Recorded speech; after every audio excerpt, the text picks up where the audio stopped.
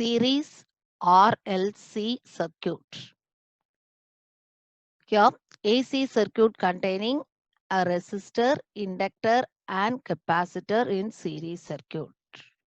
So, we are going to consider a circuit containing a resistor of resistance R, an inductor of inductance L, and a capacitor of capacitance C connected across a voltage, alternating voltage. Here you can see here, this is a resistor R, this is an inductor L, and this is a capacitor C, which all the three are connected in series with an alternating voltage source. Okay. Now the instantaneous value of the voltage is given by V is equal to Vm sin omega t, where Vm is the peak value of the alternating voltage. Now, let I be the current flowing in the circuit at any instant of time. So when current flows through the circuit at any instant of time, a potential will be developed across the resistors. Here, resistor R, inductor L, and the capacitor C. So the potential across the resistor R is VR. The potential across the inductor L is VL. And the potential across the capacitor C is VC. So when current flows through the circuit, a potential will be developed across R, L, and C, that is VR, VL, and VC. Okay. So according to Ohm's law, the voltage drop across the resistor is given by VR is equal to peak value of current into R. So VR is equal to IMR. The voltage across the inductor coil is VL, that is equal to IM into XL. VL is equal to what? IM into XL. The voltage across the capacitor is VC. VC is equal to IM into XC, where XL is the inductive reactance and XC is the capacitive reactance. So the voltage drop across the three is given. So VR is equal to IMR, VL is equal to IMXL, and VC is equal to IMXC.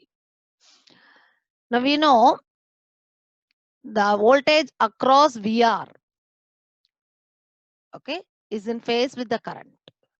The voltage across the inductor is in what? There is leads by the current by pi by 2. So the voltage across the capacitor lags the current by pi by 2. This is the phase relations between the current and the voltage in all the three circuits individually. Okay. Now we are going to draw the phasor diagram with current as the reference phasor. With current as the reference phasor. So the current is represented by the green line here. That is OI. So that is the reference phasor we are taking here. Okay. Now the potentials are represented by VR.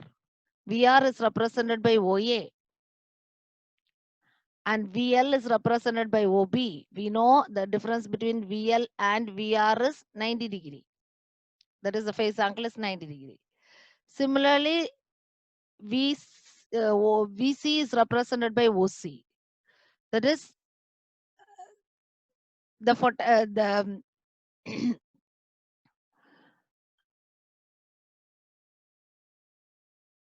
the phase angle between the VR and VC is what? 90 degree. The phase angle between VR and VC is 90 degree. So VR is represented by OA, VL is represented by OB, and VC is represented by OC. Now the length of the phasors are given as OI is equal to IM, that is the peak value of current. OA is IMR. OB is IMXL. OC is IMXC. Okay. Now we are going to find out the value of VL or VC. We are going to select the values for VL or VC. By selecting the values of VL or VC, the circuit may be either a purely inductive circuit or a purely what? Capacitive circuit. That is depending upon the value of VL or VC. So we are going to assume it now. So we are going to assume first that VL is greater than VC.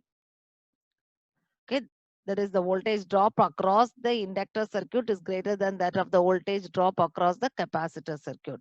So the net voltage drop across the LC combination is VL minus VC, that is represented in the phasor diagram. So this is your value of VL minus VC.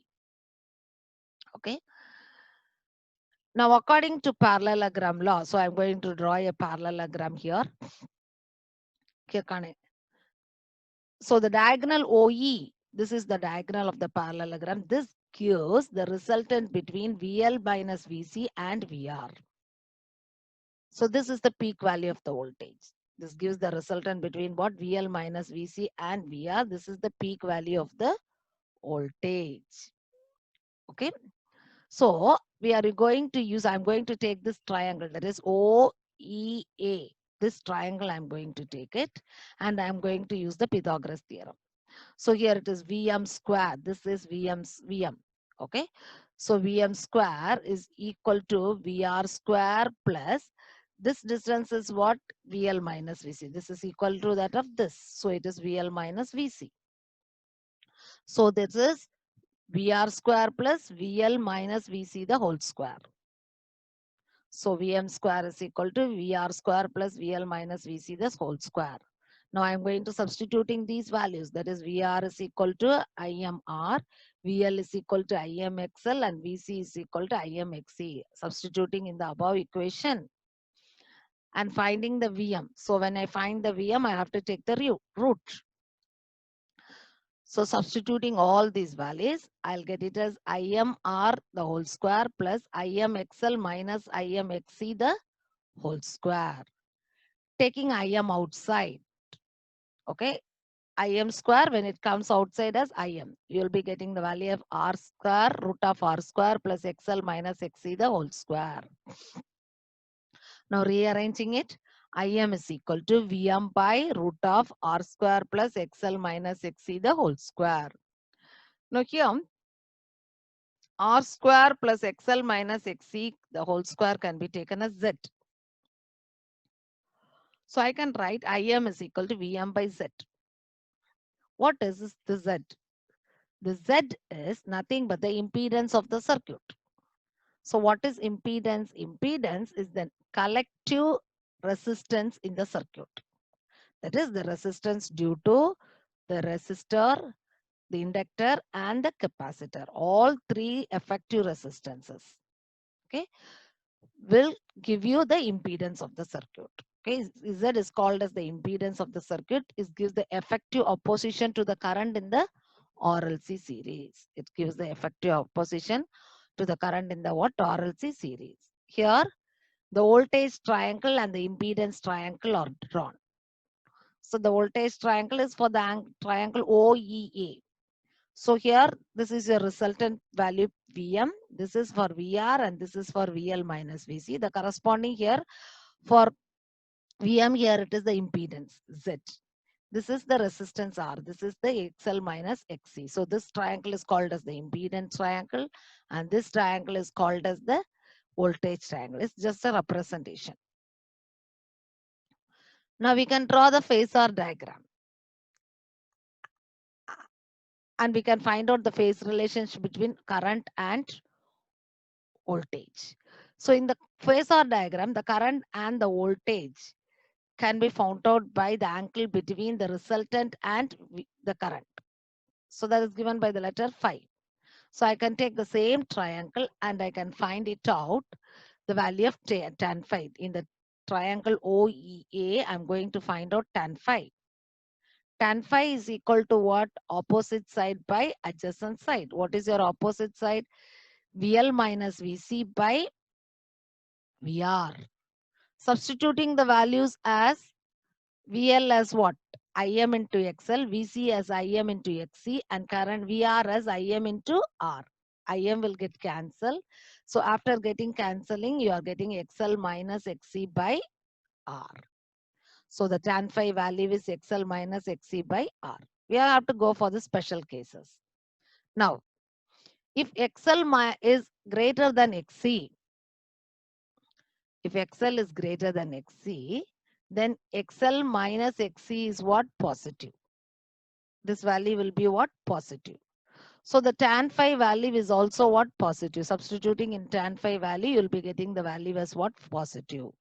So in that case, the applied voltage leads the current by pi. Or you can say the current lags the voltage by pi. So this is the case of a pure inductor circuit. So we can say if XL is greater than XC, the circuit is purely inductive. The circuit is what? Purely inductive. Then your alternating voltage, that this instantaneous value of alternating voltage, V is equal to Vm sine omega t. And I is equal to Im sine omega t minus pi. This is for pure inductor circuit. Second case, if XL is less than XC, XL minus XC is negative. So the tan phi value is also what? Negative. In this case, what? Current leads the voltage by pi, or you can say the voltage lags the current by pi. So what you can write here, V is equal to Vm sine omega t and I is equal to Im sine omega t plus phi, where phi is the phase angle. So now the circuit is a purely capacitor circuit. Now, if both are equal, if XL is equal to XC, then the value of phi is equal to 0. The current and the voltage are in phase and the current is resistive. And the current circuit is what? Resistive. The current and the voltage are in phase with each other and the circuit is what? Resistive. In that case, V is equal to Vm sine omega t and I is equal to Im sine omega t. So depending upon the value of XL and XC, we are finding that it is what? Whether it is a pure resistor circuit or it is a pure capacitor circuit or it is a pure inductor circuit.